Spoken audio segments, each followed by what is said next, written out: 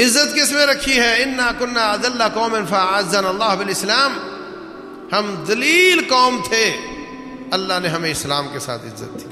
فمن ابتغى العزت فی غیرہ اذلہ اللہ، جو اسلام کو چھوڑ کر عزت تلاش کرے گا اللہ تعالیٰ اس کو ذلیل کرے گا۔ اسلامک اسکالر مفتی محمد یوسف تیبی حفظہ اللہ تعالی، فاضل مدینہ یونیورسٹی۔ قال اللہ سبحانہ وتعالی واللہ یؤتی ملکہ من یشاء واللہ علیم حکیم۔ اللہ تبارک و تعالی جس کو چاہتا ہے اپنی بادشاہی دیتا ہے، حکومت دیتا ہے، اور بہت وہ علم اور حکمت والا ہے۔ محترم سامعین اور سامعات، رسول اللہ صلی اللہ علیہ وسلم نے فرمایا تھا خلافت النبوت 30 سنہ، نبوت کی خلافت 30 سال چلے گی، اس کے بعد اللہ تعالیٰ اپنا ملک، اپنی بادشاہی، اپنی حکومت جس کو چاہے گا دے گا۔ تو یہ جو 30 سال ہیں یہ حضرت علی رضی اللہ عنہ کے بعد حضرت حسن رضی اللہ عنہ کے زمانے کو بھی شامل کریں تو بنتے ہیں۔ یہ ہے خلافت نبوت، جس کو خلفائے راشدین بھی کہتے ہیں۔ ان کے بارے میں رسول اللہ صلی اللہ علیہ وسلم نے فرمایا علیکم بسنتی و سنت الخلفاء الراشدین المہدیین من بعدی، تم پر لازم ہے کہ میری سنت کو پکڑو اور خلفائے راشدین کی سنت کو پکڑو۔ دوسری روایت میں رسول اللہ صلی اللہ علیہ وسلم فرماتے ہیں کہ اللہ تبارک و تعالی نے یہ نبوت بھیجی ہے، مجھے بھیجا ہے نبوت دے کر، یہ جب تک اللہ چاہے گا چلے گی۔ اس کے بعد خلافت و رحمہ، خلافت رحمت آئے گی، پھر ملکن و رحمہ، پھر ملوکیت اور رحمت ہوگی، اس کے بعد پھر ملک عضود آئے گا، ظلم والی بادشاہتیں آئیں گی۔ تو اللہ تبارک و تعالیٰ کے رسول صلی اللہ علیہ وسلم نے خلافت کو، نبوت تو رحمت ہے ہی، خلافت کو بھی رحمت قرار دیا اور ملوکیت کو بھی رحمت قرار دیا۔ اس کے بعد بعض روایتوں میں آتا ہے ملکن جبرین، جبری حکومتیں، ڈکٹیٹرشپ آئیں گے، ڈکٹیٹر آئیں گے، اور بعض روایتوں ملکن عضودن، کاٹ کھانے والی بادشاہتیں آئیں گی، ظلم کرنے والی، حقوق کو غصب کرنے والی آئیں گی۔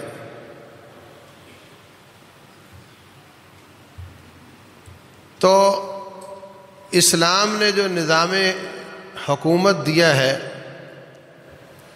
ابو بکر صدیق رضی اللہ تعالیٰ عنہ کی بیعت کر لی گئی۔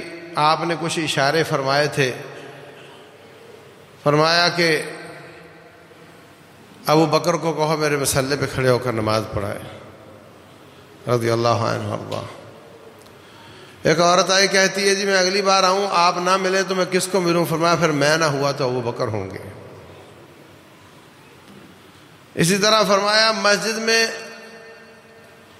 دیواروں میں جتنے بھی لوگوں کے دروازے کھلتے ہیں سارے بند کر دو، ابو بکر صدیق کا کھلا رہنے دو، کہ ان کو ضرورت پڑے گی میرے بعد، ان کا دروازہ کھلا رہنے دو۔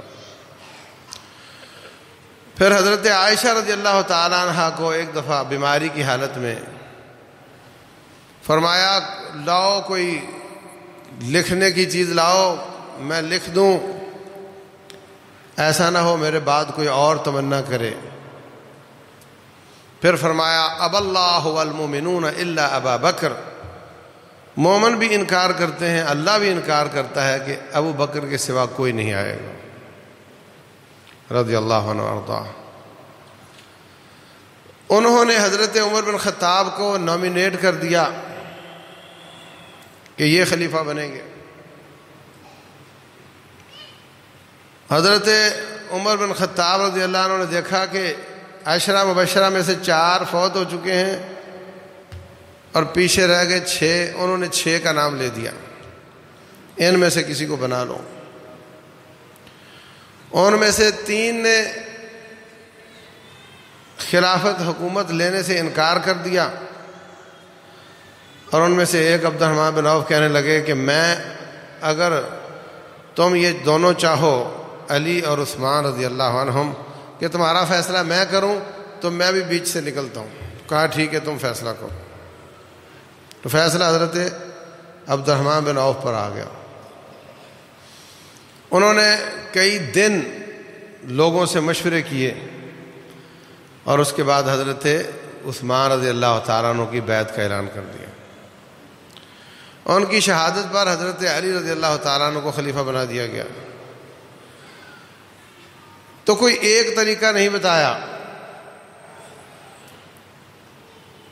بعد کے لوگوں نے پھر وہ نام لے کر آگے چلانے والا کام کہ خلیفہ بعد میں جو بھی ہوتا ہے اپنا نائب مقرر کر کے اس کو وصیت کر دیتا ہے کہ یہ خلیفہ ہوگا۔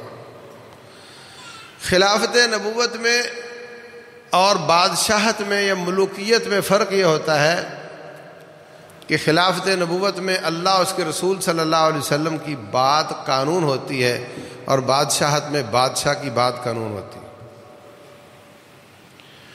اور نبوت کی خلافت کے بعد حضرت معاویہ بن ابی سفیان آئے ہیں رضی اللہ عنہ، اور رسول اللہ صلی اللہ علیہ وسلم نے ان کو بھی ملکن و رحمتن کہا ہے، اور واقعتاً ان کے زمانے میں دوبارہ فتوحات کا سلسلہ شروع ہو گیا۔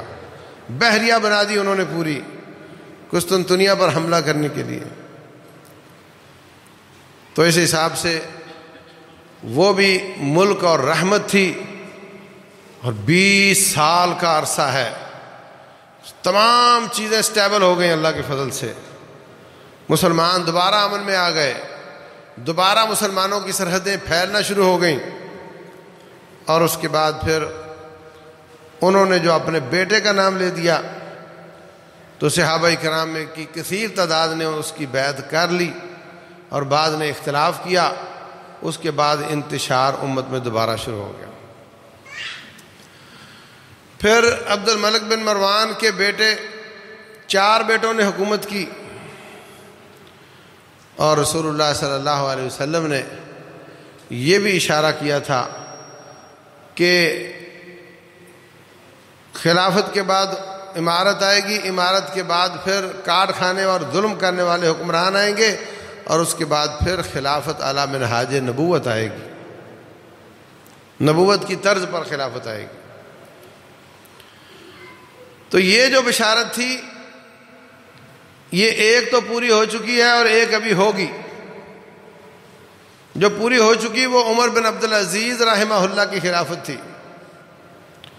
انہوں نے تمام شہزادوں کو، بھانجوں بھتیجوں کو بلایا اور کہا کہ جو جو آپ کے والدوں نے، آپ کے بادشاہوں نے آپ کو پیسہ دیا سارا واپس بیت المال میں جمع کرواؤ، اور بہت ہی فقیرانہ زندگی گزاری، بہت ہی انصاف کیا۔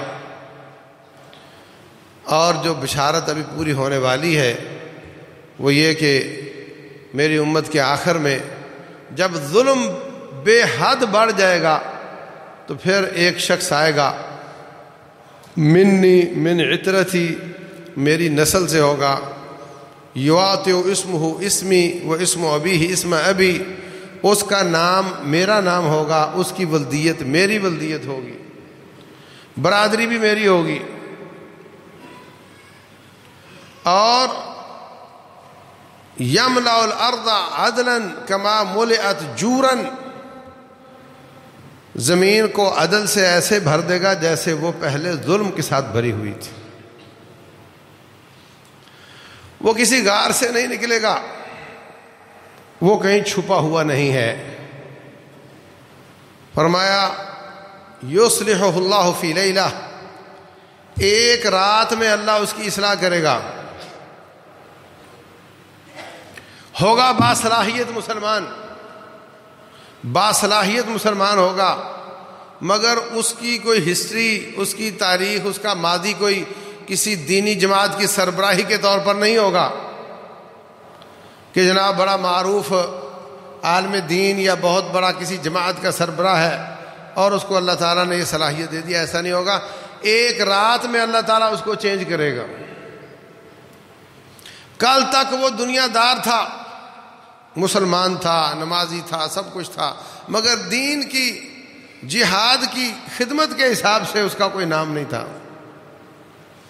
ایک رات میں اللہ اس کی اصلاح کرے گا اور وہ بیت اللہ میں بیعت لے گا، اور دیکھتے ہی دیکھتے لوگ اس کی بیعت کرنا شروع کر دیں گے، اور پھر اس کے ساتھی مل کر جہاد کریں گے۔ ساری دنیا اس کی مخالف ہوگی،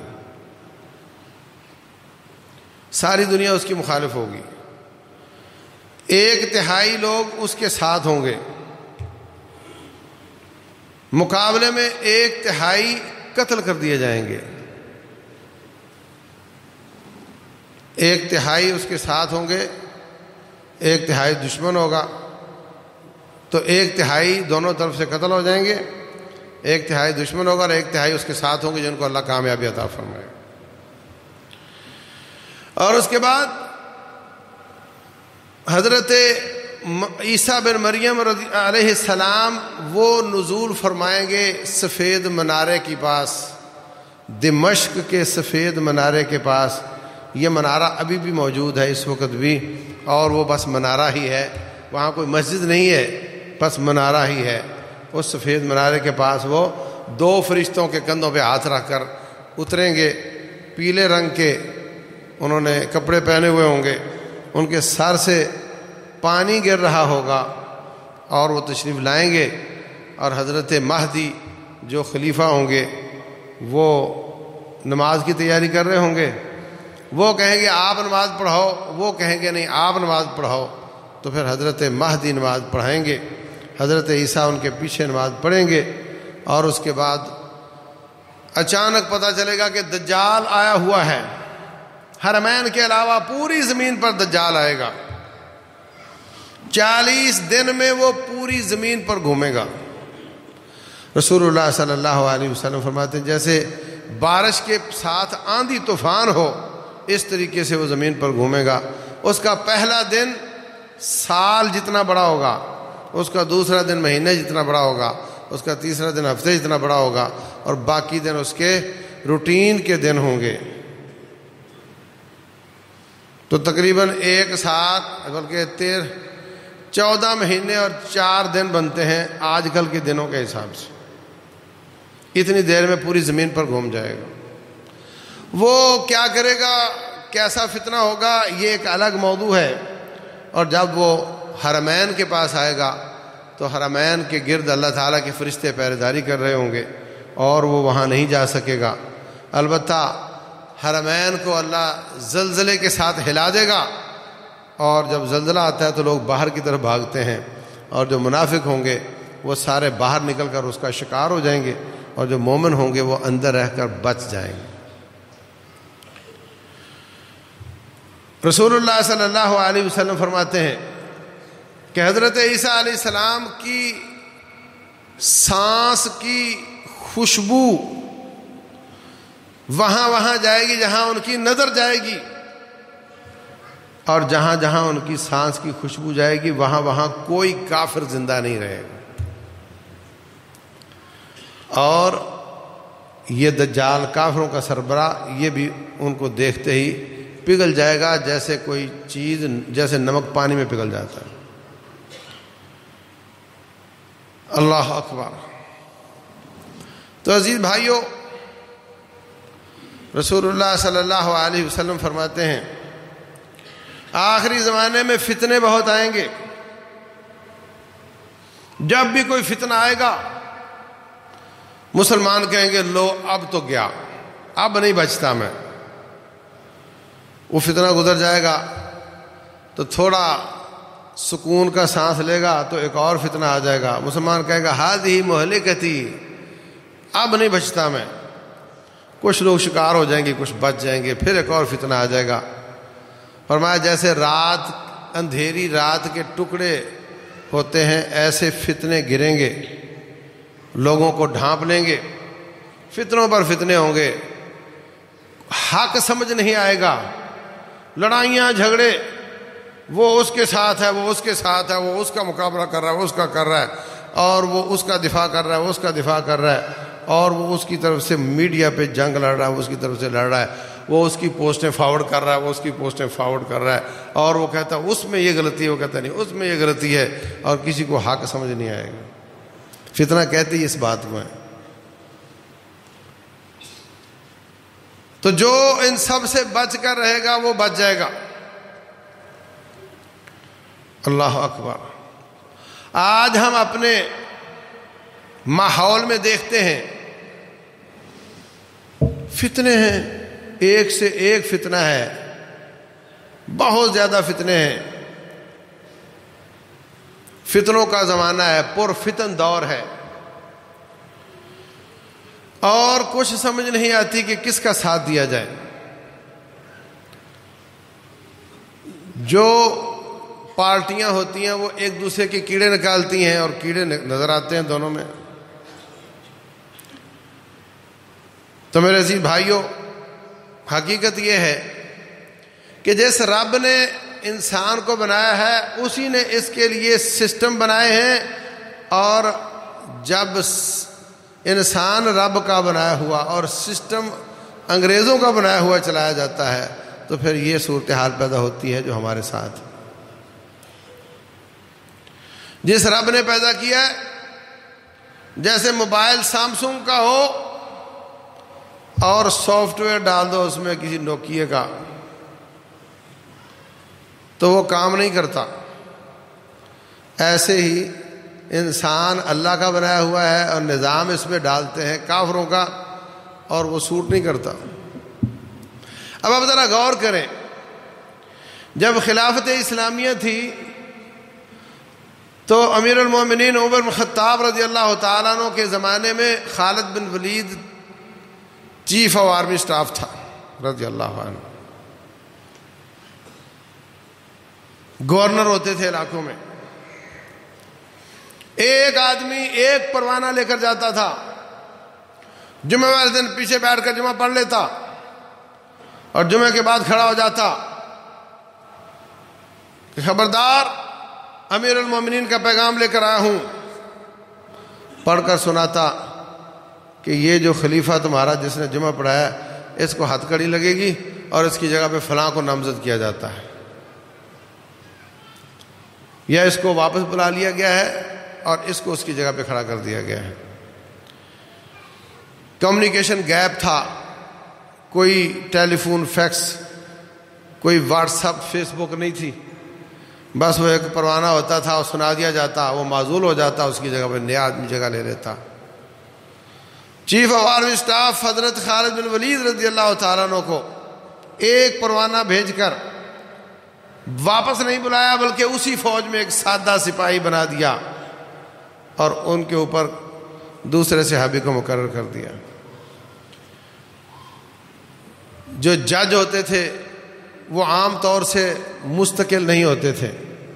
کیس آ گیا ایک فلاں کے حوالے کر دو، وہ کیس آ گیا اس کے حوالے کر دو.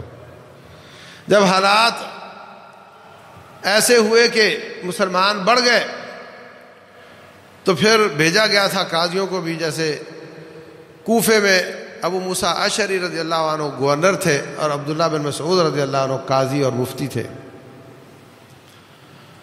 تو جس کو چاہتے جب چاہتے بلا لیا جاتا، جس کو چاہتے واپس کر دیا جاتا. تمام اختیارات خلیفۃ المسلمین کے پاس ہوتے تھے اور خلیفۃ المسلمین رب کے تابع ہوتا تھا. وہ اللہ تعالیٰ کی بات مانتا تھا اور ساری دنیا ان کی بات مانتی تھی. وہ کوئی ذاتی ترجیحات کی بنیاد پر کسی کو تبدیل نہیں کرتے تھے.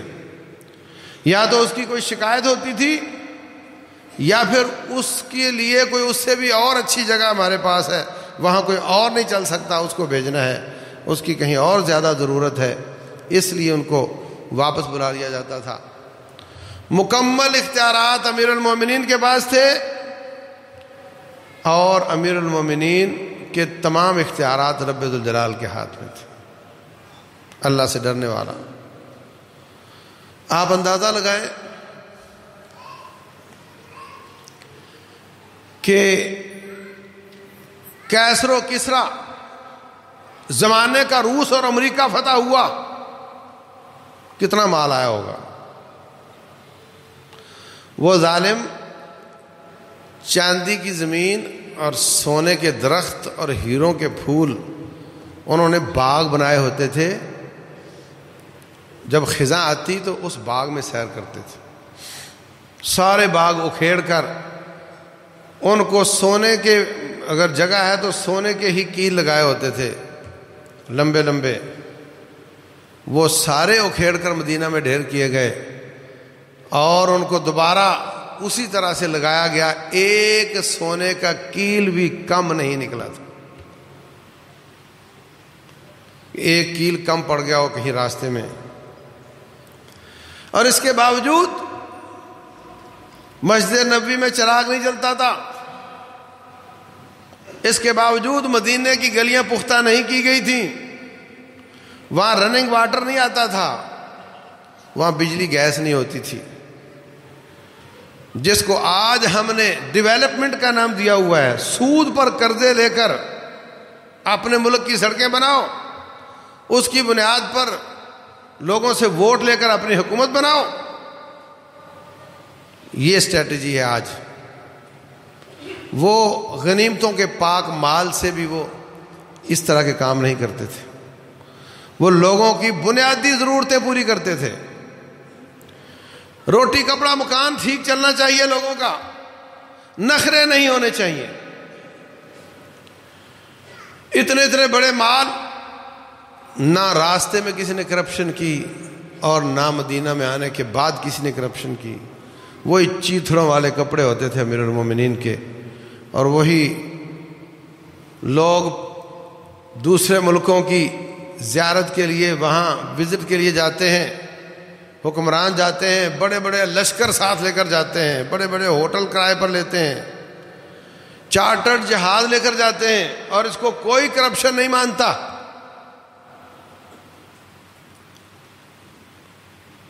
بیت المقدس قدس کے علاقے کے عیسائیوں نے کہا، ابو عبیدہ بن جراح رضی اللہ عنہ اس علاقے میں جہاد کر رہے تھے، انہوں نے کہا کہ ہم آپ کو لڑائی کے بغیر علاقے کی چابیاں دیتے ہیں، شرط یہ ہے کہ آپ کے امیر المومنین خود آ کر ہم سے وصول کریں۔ تو کوئی لمبا چوڑا لشکر نہیں، ایک غلام اور ایک سواری لے کر امیر المومنین آدھی دنیا کا خلیفہ چل پڑا، عمر بن خطاب رضی اللہ تعالیٰ عنہ۔ اپنے علاقے میں امن سکون ہے تو مدینے کے کسی کنارے پہ کسی درخت کے نیچے اکیلے سو جاتے تھے، لیکن اب ملک سے باہر نکل رہے ہیں، سرحدی علاقے کی طرف جا رہے ہیں، پھر بھی کوئی انتظام نہیں کیا۔ حضرت ابو عبیدہ بن جراح رضی اللہ عنہ لوگوں سے پوچھتے ہیں کہ کوئی مدینے سے قافلہ آ رہا ہو تو ہمیں بتانا، کوئی قافلہ نہیں آ رہا۔ آخرکار باہر نکلے، علاقے سے باہر نکل کر کے ہم باہر نکل کر استقبال کرتے ہیں، آنے والوں سے پوچھتے ہیں کوئی خبر نہیں ہے، پھر دیکھتے ہیں کہ وہ ایک اونٹ آ رہا ہے، ان سے پوچھتے ہیں کہ راستے میں کہیں امیر المومنین کا قافلہ تو نہیں دیکھا؟ جب وہ قریب آتا ہے تو کیا دیکھتے ہیں کہ وہی امیر المومنین ہیں جنہوں نے ہاتھ میں مہار پکڑی ہوئی ہے، اور بارشوں کی وجہ سے جوتی ہاتھ میں اور پنڈلی تک مڈ گارا لگا ہوا ہے، اور غلام کو اوپر سوار کیا ہوا ہے، اور وہ آ رہے ہیں بیت المقدس کی چابیاں لینے کے لیے۔ حضرت ابو عبیدہ بن جراح رضی اللہ تعالیٰ عنہ پریشان ہو جاتے ہیں، کہتے ہیں حضرت یہ کیا؟ انہوں نے تو آپ کے بارے میں نہ جانے کیسے پروٹوکول لگائے ہوئے ہیں، یہاں آئیں گے تو یہ سلامی ہوگی، یہاں آئیں گے تو یہ ہوگا، یہاں آئیں گے تو یہ ہوگا. اور آپ لمبا سفر ہزاروں کلومیٹر کا، 1000-1500 کلومیٹر، صرف 2000 تک ہوگا یہ سفر اونٹ پر. اور اونٹ کا پسینہ کچھ اپنا پسینہ کپڑوں کے ساتھ، اور اوپر سے بارش اور نیچے ننگے پاؤں. جلدی جلدی آپ نہا کر کپڑے تبدیل کر لیں، بڑی شان کے ساتھ، ٹھاٹ باٹ کے ساتھ ہم جائیں گے. تو فرمانے لگے اگر کوئی اور یہ بات کرتا تو اس کو میں ایک لگا دیتا. تو نے ہماری عزت ان چیزوں میں رکھی دیکھی ہے، تو سمجھتا ہے کہ ان چیزوں میں عزت ہوتی ہے کہ ٹائی کیسی ہونی چاہیے اور پتلون کیسی ہونی چاہیے.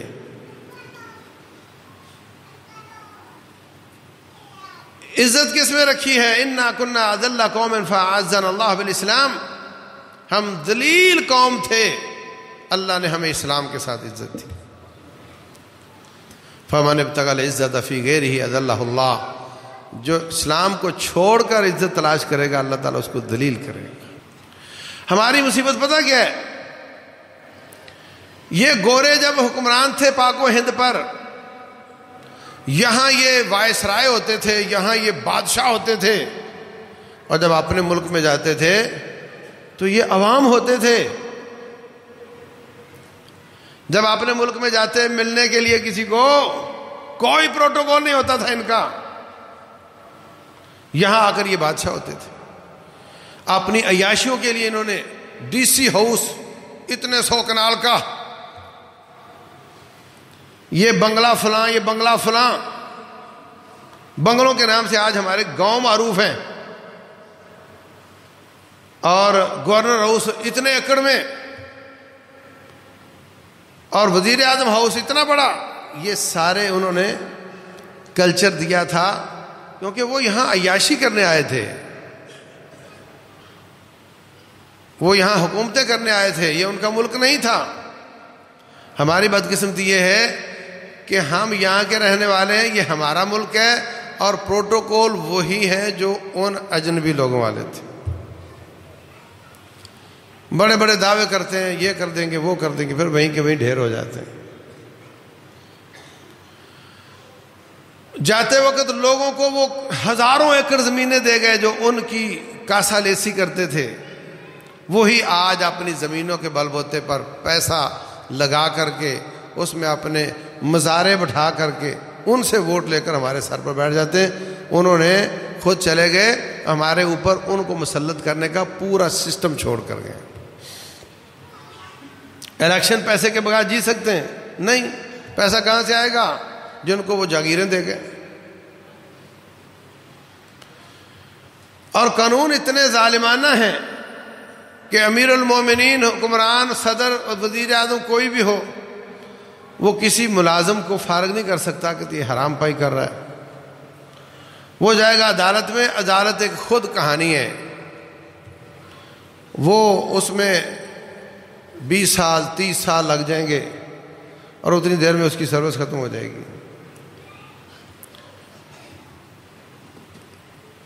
اور جتنے بھی سٹیک ہولڈر ہیں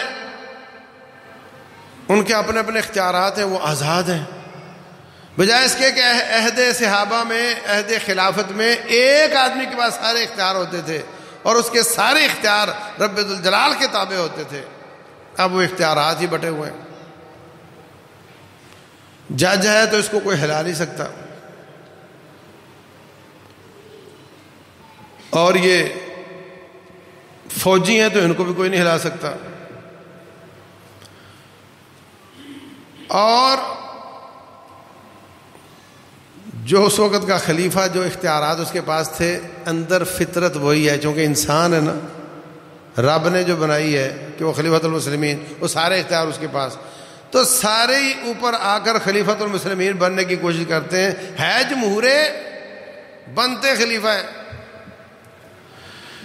پھر آ کر کے جھگڑے ہوتے ہیں کہ چیف کس کو لگانا ہے، یہ میرا فیورٹ ہے، یہ اس کا فیورٹ ہے، اس لیے کہ آ گیا تو ہم اس کو کچھ نہیں کہہ سکتے. ابھی اختیار ہے، کوئی ایسا لے آؤ، ایسے وعدے وعید کر لو اس کے ساتھ کہ وہ میری بات مانتا رہے۔ ججوں کے خلاف، ججوں کو گھسیٹنا، ان کے خلاف ایسی کارروائیاں کہ وہ بھی میری بات مانے اور یہ فوجی بھی میری بات مانے، پولیس والے بھی میری بات مانے، سب اختیارات میرے پاس ہوں، میں جو چاہوں فیصلے کروں، یہ تمنا ہے ہر ایک کی۔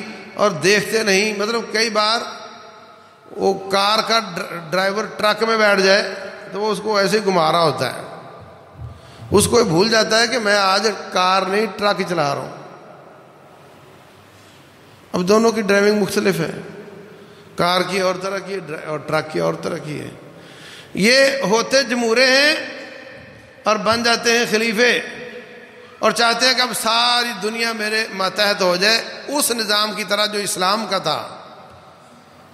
یہ کیسے ہو سکتا ہے؟ سب میرے تابع ہو جائیں۔ انسان ہونے کے ناطے فطرت کا یہی تقاضا ہے اور یہی اسلام کہتا ہے، لیکن اس کے لیے خلیفہ بھی ایسا ہو جو اللہ تبارک و تعالیٰ کے تابع ہو، جو کرپٹ نہ ہو، جو اپنا پیٹ نہ بھرتا ہو، جو خود گزارا کرے، قوم کو بھی گزارے پر لگائے اور ظلم ختم کرے، انصاف کا، عدل کا نظام لائے، حقدار کو حق دلائے، اور جو پیسہ جمع ہو لوگوں میں بانٹے، جو بچ جائے وہ فوجوں پر لگا کر کے پوری دنیا میں مظلوموں کی مدد کرے۔ حق یہ ہے، لیکن ہمارا ایجنڈا تو اپنے پیٹ کے سوا ہے ہی کوئی نہیں، اللہ ماشاء اللہ۔ اختیارات ہم چاہتے ہیں کہ وہ خلیفۃ المسلمین والے ہوں، ورنہ ملک کے مسائل کوئی مسائل نہیں ہے۔ سسٹم درست ہو جائے، ملک کے مسائل نہیں ہیں۔ ساری مہنگائی جو سب سے بڑا مسئلہ آپ کو نظر آتا ہے، یہ سود کی وجہ سے ہے۔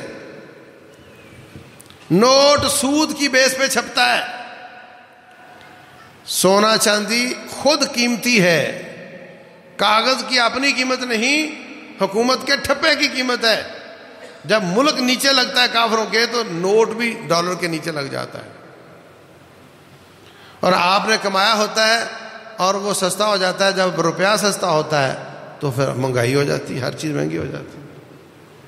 اگر اس کی بنیاد سود سے ہٹا لی جائے، اور وہ کب ہوگا؟ جب ہم اپنی قوم کو لڑنے مرنے کے لیے تیار کریں گے۔ یہاں یہ ہوتا ہے کہ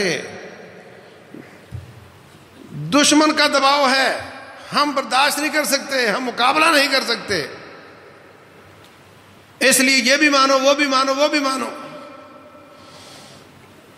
پاکستان میں جو ان کی بستیاں ہیں، ان بستیوں میں گیس لگا دو، ان بستیوں تک سڑک کھینچ دو، یہاں تک کافروں کے دباؤ آتے ہیں۔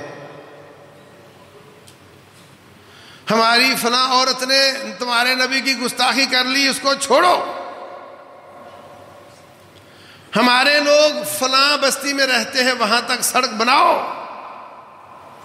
ہمارے لوگ فلاں بستی میں رہتے ہیں، وہاں گیس پہنچاؤ۔ یہ وہاں بیٹھ کر آرڈر ہو رہے ہوتے ہیں۔ بنیاد کیا ہے؟ ورنہ ہم آ جائیں گے۔